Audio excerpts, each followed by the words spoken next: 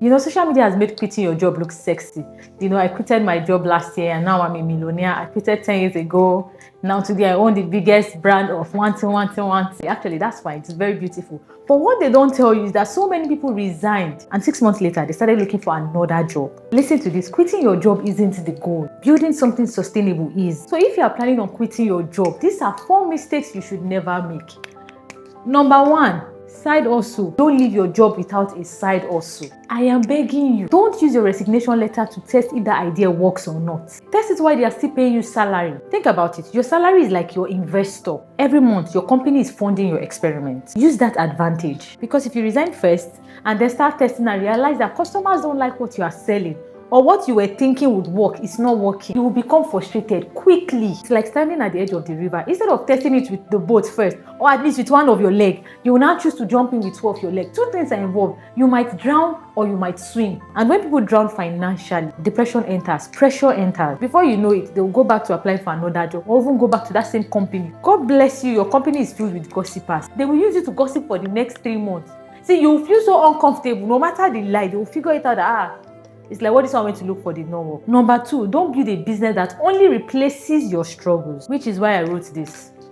Survival doesn't equal growth. Okay, this one is very practical. A lot of people quit their job because they are barely surviving. And then they resign only to continue or build a business that only helps them to survive. Let me give you an example. Let's say your company pays you 250,000 naira monthly. And then you leave for a business that is making that same 250,000 naira month. What exactly changed? Nothing. The only change where the stress is coming from. Before it was your boss or your company that was stressing you. Now it's your customer, it's dispatch riders. It's basically everything that is now stressing you. In fact, some of you, your office that is paying you 250,000 naira is not affecting that your business that is fetching you 250,000 naira. Instead of you to manage the both of them, you now say, no, my business is giving me the same thing as my salary. You are forgetting that salary too is survival. It's the fact that there was a plus to it that you have been able to, push through. You now drop down and you now come back to a level that is worse. So please, before quitting that job, ask yourself this question. Is this business simply helping me to survive, or does it actually have room to grow? Because if all you've done is to replace one survivor with another, then you might end up frustrated. The third thing is this. Don't confuse revenue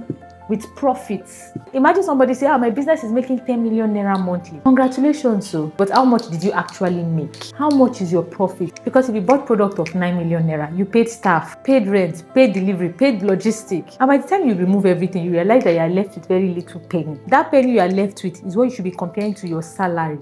Not the revenue, the profits. Oh, and please, before I forget, don't go and resign because of one lucky moment. I see this particular one. It's very common with a lot of creators too.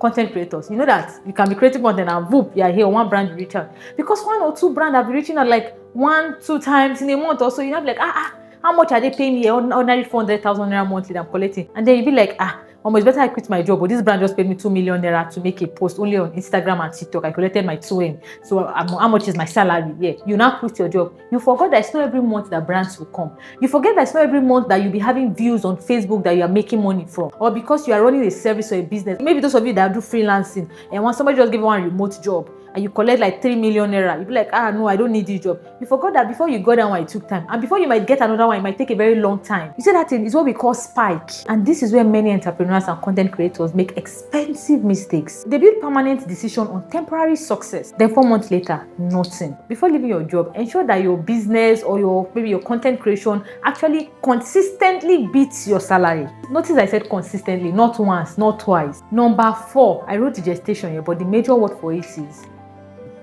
dive in. There are moments where you just have to dive in. But if you're going to dive in strategically. Don't dive in blindly. Every business has one, just like pregnancy. Don't plant today and harvest today or harvest tomorrow. They always feel their money is going out. You are buying equipment, you are running adverts, you are paying rent, you are investing, and from the outside it looks like nothing is happening. Okay, now let me make it much more understandable. Imagine resigning today and then your rent is meant to expire next month. Maybe your food stuff is almost finished. Electricity, monthly NEPA bill, you know how if you're in band A, you know how this They used to suck the meter. Then you still have responsibilities. Maybe you have like 4 siblings and all of them are somehow relying on you. But then your business is still in its gestation period. That's where desperation comes into the picture, and desperate entrepreneurs make terrible decisions, like underpricing themselves. You start borrowing carelessly. Do all of this, they will kill a good business because they couldn't stay long enough for the business to mature. Personally, I'll tell you to save up for at least 6 months ahead so that your gestation period is a bit covered. You have money to survive, money to pay your bills, money to take care of your responsibilities, so that you can have time to focus. Basically, you need to plan so that you don't end up doing what? You don't quit emotionally. Quit strategically. Very, very relevant. My boss is annoying me. The company is this. They don't know my worth. I understand. Some companies can be like that. You can put these first three things into place. But if you find yourself in a situation where you have to dive, then please prep for gestation period. Don't quit emotionally. Sometimes you need to just tell yourself, chest time. You dey plan. Those moments where you tell yourself chest time because you dey plan. Because it is not so easy out there. I've seen so many people quit their jobs. Why did you quit? I wanted to work on this, and now they are back looking for another job. Even I myself, I didn't quit my job until this year. I was working in Lagos State until when I had to make my plan well.